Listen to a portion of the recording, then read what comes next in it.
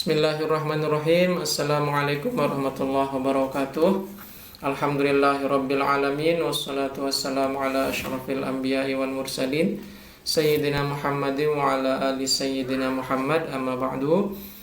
Rekan-rekan mahasiswa yang saya banggakan, pada siang ini adalah pertemuan pertama kita di bulan suci Ramadan, bulan yang penuh dengan keberkahan. Kita berdoa di awal kuliah ini, mudah-mudahan di bulan yang berbarokah ini kita mendapatkan ilmu yang berbarokah juga, dan kita diberikan kemudahan untuk memahami setiap ilmu yang kita pelajari. Amin ya rabbal alamin. Pada kesempatan ini saya akan mengupas atau membahas sedikit tentang salah satu penyakit yang namanya osteoartritis atau disingkat dengan OA, dan hubungan penyakit ini dengan sholat duha. Ya, seperti yang sudah kita maklumi bersama, sholat duha ini adalah salah satu sunnah baginda Rasulullah Shallallahu Alaihi Wasallam.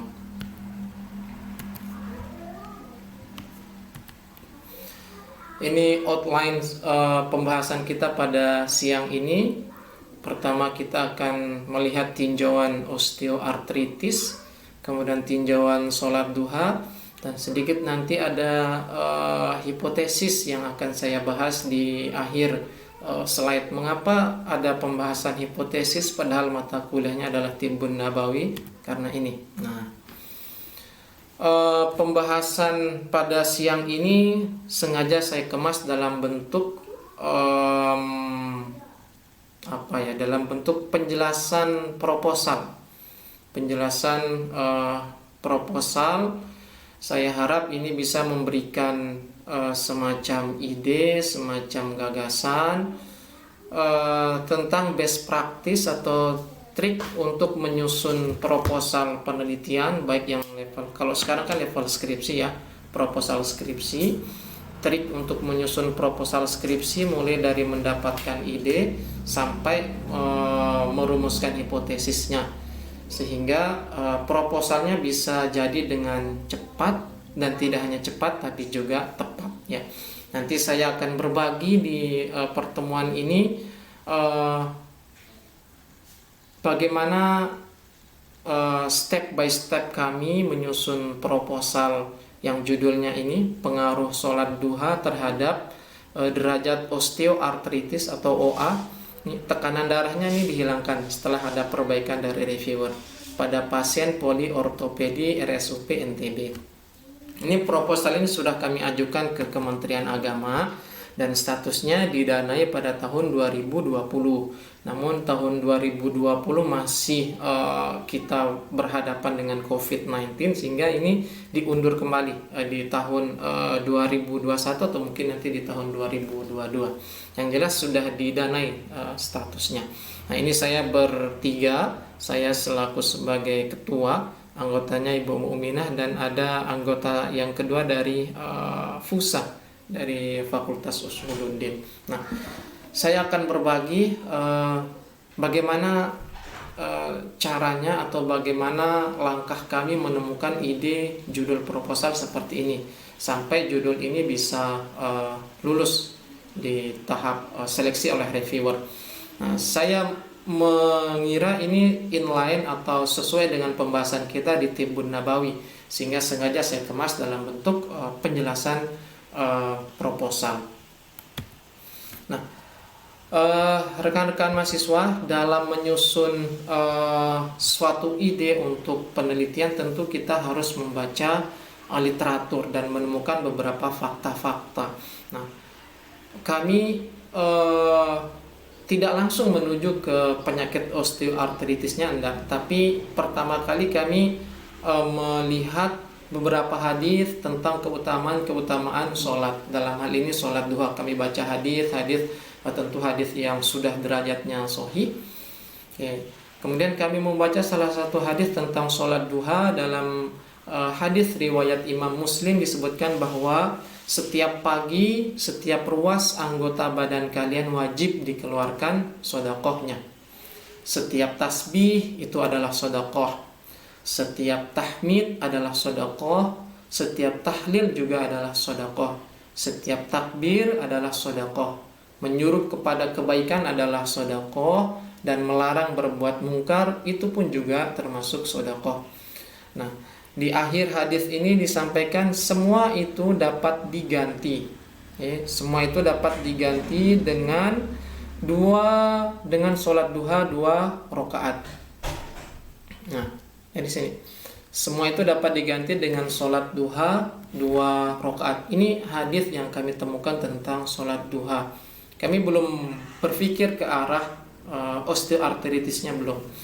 Nah, dalam sunannya Abu Dawud meriwayatkan dari Buraidah bahwa Rasulullah Shallallahu Alaihi Wasallam bersabda, dalam tubuh manusia itu terdapat 360 persendian, dan ia wajib menunaikan sedekah atas persendiannya.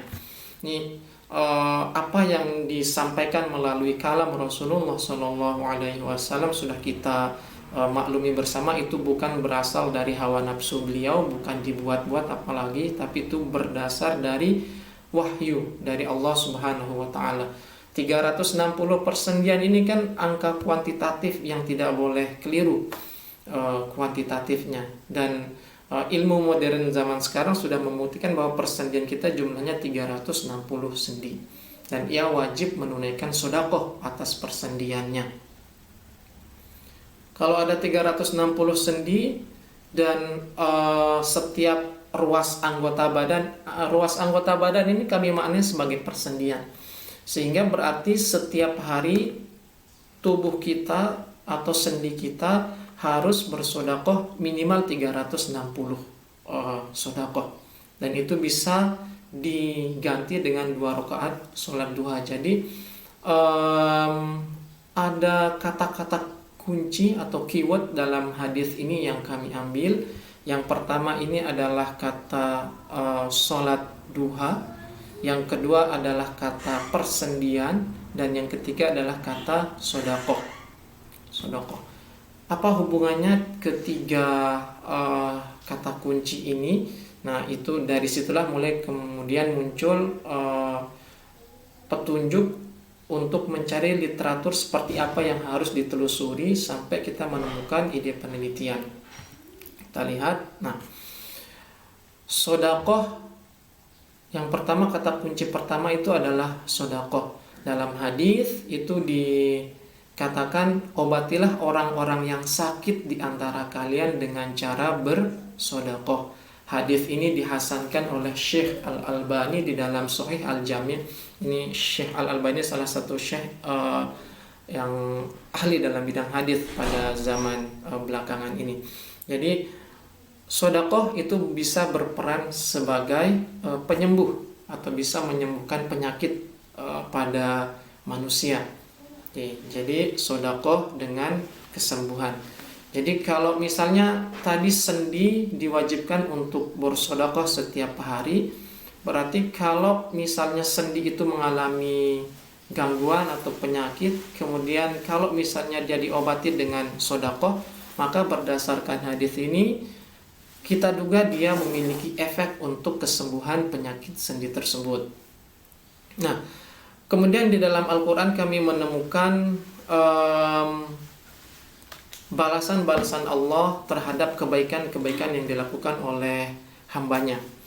Dalam Quran surah Al-An'am ayat yang 160 dikatakan, barang siapa berbuat kebaikan maka baginya atau balasan pahalanya 10 kali lipat amalnya.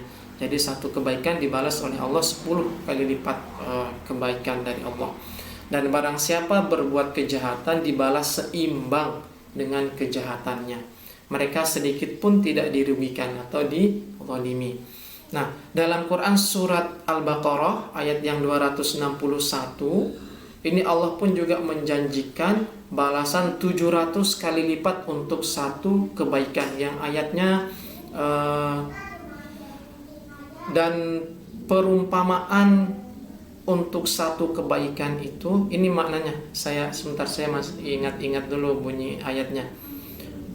Wa masalul ladzina yunfiquna amwalahum fi sabilillah.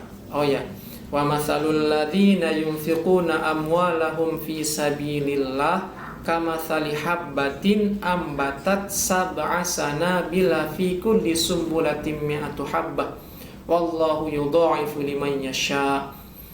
Nah, terjemahannya, dan perumpamaan atas satu kebaikan yang kalian kerjakan atau satu sodakoh yang kalian kerjakan itu seperti satu benih yang menumbuhkan 7 tangkai, dan masing-masing tangkai itu berisi 100 kebaikan, sehingga ketemulah kalau berbuat satu kebaikan maka akan dilipat gandakan atau dibalas dengan 700 kali kebaikan. Inilah balasan dari Allah Subhanahu wa ta'ala. Jadi satu kebaikan, satu sedekah dilipat gandakan oleh Allah Subhanahu wa ta'ala. Terlebih di bulan Ramadan ini Allah sudah menetapkan bahwa kalau di bulan-bulan biasa itu satu kebaikan dibalas dengan 10 kebaikan dari Allah. Tapi kalau di bulan Ramadan itu dilipat gandakan menjadi 10 kali lipat lagi. Jadi satu kebaikan itu dibalas dengan 100 kebaikan oleh Allah Subhanahu wa ta'ala. Ini sebagai bentuk kemurahan dari Allah Subhanahu wa ta'ala. Nah, jadi kalau berbuat 7 kebaikan itu dibalas dengan 700 kali kebaikan dari Allah Subhanahu wa ta'ala. Nah, sampai sini kami menemukan ada semacam hubungan antara sedekah, kemudian kesembuhan dan penyakit. Nah, itu 3 sudah kami mendapatkan hubungannya sampai pembacaan hadis ini. Nah, kemudian kami terus menelusuri keyword yang selanjutnya, yaitu tentang kebaikan atau balasan sedekah yang dilakukan oleh manusia.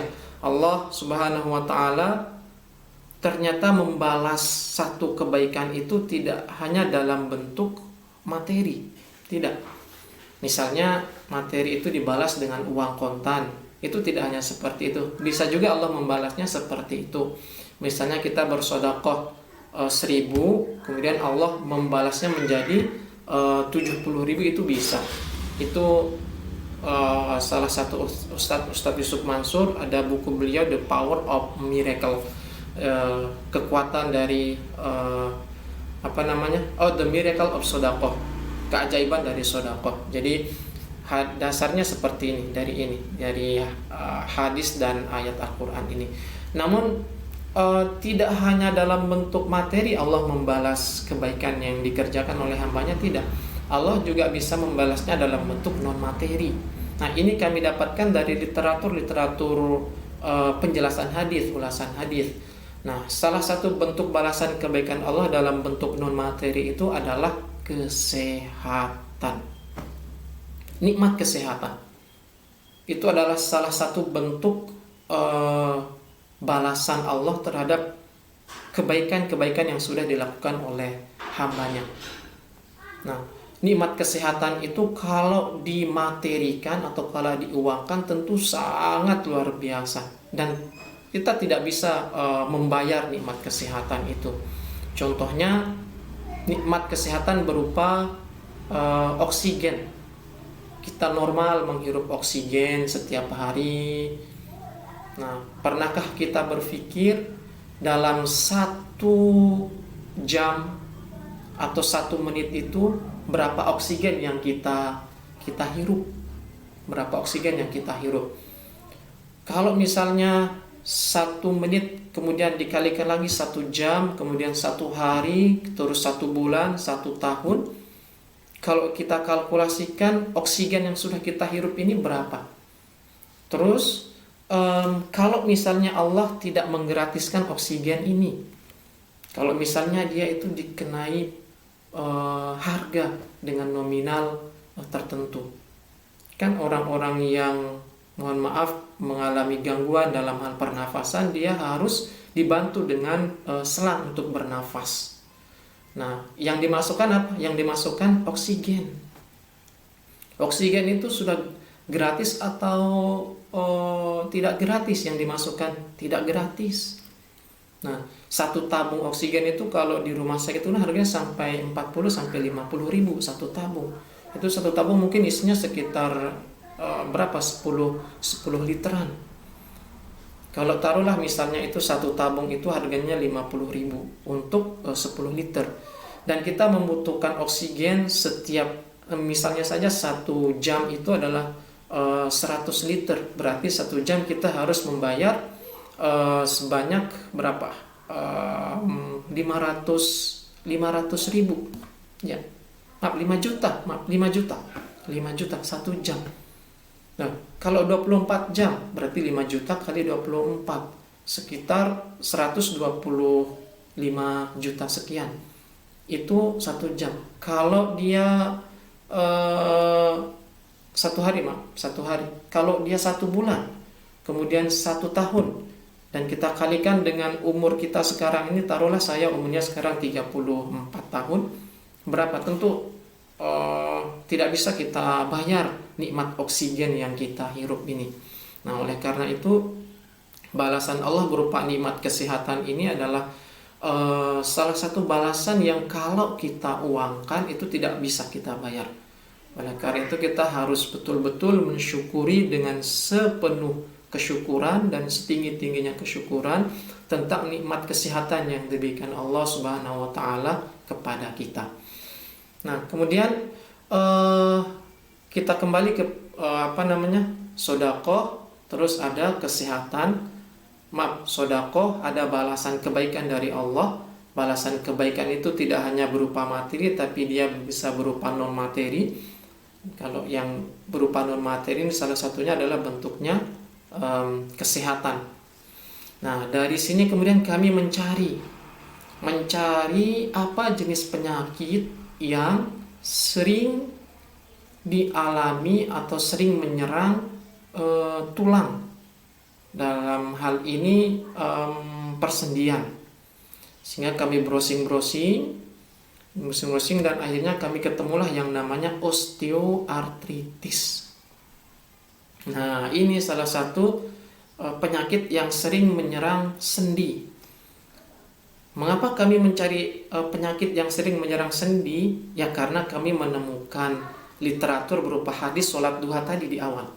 Sholat duha wajib, persendian wajib mengeluarkan sedekah, dan itu diwakili oleh sholat duha. Kemudian sedekah itu bisa berperan sebagai penyembuh bagi penyakit yang diderita oleh manusia. Nah, dari situlah karena ada kata sendi di sholat duha itu, maka kami mencari jenis penyakit yang berhubungan dengan sendi. Kira-kira kami menduga mungkin penyakit itu bisa disembuhkan dengan sholat duha. Nah, itu masih kira-kira saja. Kira-kira kami. Nah, apa sih osteoartritis itu atau singkatannya OA? Itu adalah salah satu jenis penyakit artritis atau peradangan pada sendi yang ditandai dengan kondisi sendi-sendinya terasa sakit, kaku, dan mengalami pembengkakan pada grade yang lebih tinggi. Ini osteoartritis. Sekitar 151.400.000 jiwa di seluruh dunia mengalami OA, cukup tinggi, sangat tinggi. Nah, prevalensi kejadian OA di Indonesia mencapai 28,2% dari penduduk Indonesia. Tentu sangat banyak. Dengan perincian 15,5%-nya pria, dan pria ini lebih tinggi dibandingkan perempuan dengan persentase 12,7%. Nah, kejadian OA ini diprediksi akan terus meningkat seiring pertumbuhan usia tua penduduk Indonesia. Ini semuanya kami dapatkan dari literatur. Ini kami menemukan fakta yang selanjutnya. Nah, menurut WHO, populasi usia lanjut di Indonesia akan meningkat 414% pada tahun 2025. Ini menggambarkan bahwa kalau usia lanjutnya meningkat 414% di tahun 2025, berarti kejadian OA pun juga akan ikut meningkat.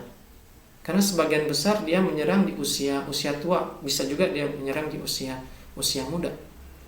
Nah, ini fakta-fakta yang kami temukan dari pencarian literatur.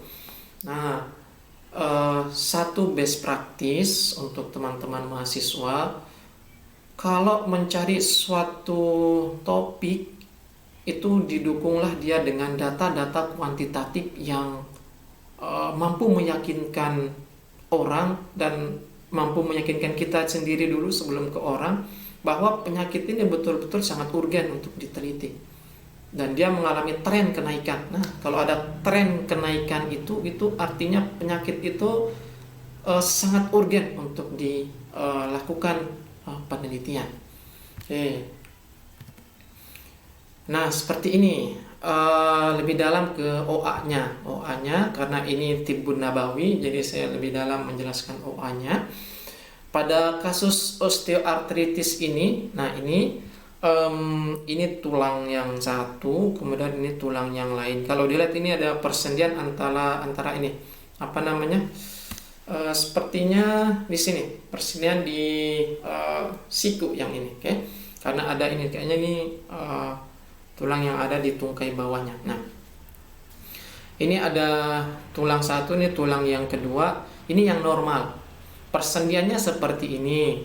Ada pelapisnya, ini pelapisnya namanya kartilago. Kartilago itu tulang rawan. Oke, dilapisi oleh tulang rawan. Apa fungsinya tulang rawan di sini? Dia fungsinya mencegah supaya kedua tulang ini tidak langsung bertuburukan seperti ini. Loh, kalau bertuburukan gimana? Kalau bertuburukan tuh sakit. Keras sama keras pasti sakit dan ada gesekan-gesekan. Nah, dengan adanya kartilago ini dia tidak langsung bertemu tulang antar tulang, tapi yang bertemu itu adalah kartilago. Namanya kartilago itu apa? Kartilago itu tulang rawan. Tulang rawan itu sifatnya dia kenyal, licin serta elastis. Kayak apa ya? Kayak ban, kayak plastik itu mencegah supaya tidak terjadi tuburukan secara langsung, sehingga tulang itu tidak bergesekan secara langsung. Nah, OA itu adalah kelainan karena rusaknya kartilago. Nih, yang ini nih. Ini kartilagonya sudah mulai pecah, retak-retak, kemudian sedikit demi sedikit hilang sampai kepada grade yang teratas, tuh grade 6 ya, grade 5. Ini kartilagonya sudah tidak ada. Sehingga tulang antar tulang itu bertemu, bergesek. Nah, karena dia bergesek ini menimbulkan penyakit yang sangat luar biasa dan tidak bisa bergerak dengan normal. Nah, inilah osteoartritis. Osteoartritis yang terjadi karena rusaknya atau menghilangnya kartilago dalam persendian. Ya, ini osteoartritis. Kemudian indikator apa yang bisa diteliti yang memungkinkan kita meneliti osteoartritis ini yang dihubungkan dengan sholat duha? Ada literatur selanjutnya kami menemukan yang ini. Nah, ini tingkatan derajat osteoartritis. Ini derajat sakitnya. Mulai dari grade 1 sampai dengan grade 5. Semakin tinggi grade-nya ini menunjukkan penyakitnya semakin parah. Nah, dari literatur kami menemukan ternyata untuk menentukan grade itu ada dua yang bisa digunakan, dua metode. Pertama, grade yang grade Ahlbeck sama grade Kellgren and Lawrence. Ini dari literatur. Nih, Ahlbeck ini grade 1, dia jarak antar tulangnya ini kurang dari 3 mm. Grade 2 tidak ada jarak antar tulang, jadi sudah bertemu. Grade 3 kerusakan tulang sedikit. Nah, kerusakan tulang sedikit sekitar 0 sampai 5 mm. Ininya. Saya back lagi ke sini. Nah, ini grade 1 ini jarak antar tulang ini masih kurang dari 3 mm. Artinya masih ada kartilagonya. Grade 2 kartilagonya sudah hilang, sudah mulai menghilang dan jarak antar tulang ini sudah tidak ada, sudah bertemu. Terus tulang yang mengalami kerusakan itu 0 sampai 5 mm areanya, itu grade 3 ini. Rusaknya sekitar 0 sampai 5 mm, itu grade 3. Kalau 5 sampai 10 itu grade yang keempat, rusaknya tulang. Artinya semakin luas area kerusakan tulangnya. Yang paling tinggi itu grade 5, lebih dari 10 mm. 10 mm sangat lebar, 1 cm ini. Sangat sakit. Nah, itu grade 5. Nah, ini kerusakan tulang berat, kerusakan tulang sedang, kerusakan tulang sedikit di grade 3. Grade 2 tidak, ini masih masih awal penyakit 1 sampai 2 ini. Tapi kalau sudah sampai grade 5 ini sudah terkategori berat. Nah, ini indikator berat ringannya penyakit OA, atau kami mengistilahkannya sebagai derajat kesembuhan OA atau derajat penyakitnya. Nah, kemudian ini untuk memperjelas tabel yang tadi, ini yang grade 1, 2, 3, dan 4. Saya pindah dulu ini kameranya. Nah, grade 1 ini minimum disruption. Ini masih kerusakannya ringan. There is already 10% cartilage loss. Ini ada 10% cartilago yang sudah mulai menghilang. Di grade 1. Bentuknya masih utuh seperti ini. Di grade 2 ini joint space narrowing. Ini jarak antar tulangnya sudah mulai sudah mulai memendek. The cartilage to begin breaking down, occurrence of osteophytes. Nah, kartilagonya mulai mengalami kerusakan yang lebih parah. Sudah mulai terjadi osteophyte. Ini osteophyte-nya sudah mulai, tulangnya sudah mulai rusak. Sudah timbul osteophyte, kerusakan pada tulang. Nah, grade 3 ini moderate joint space reduction. Ini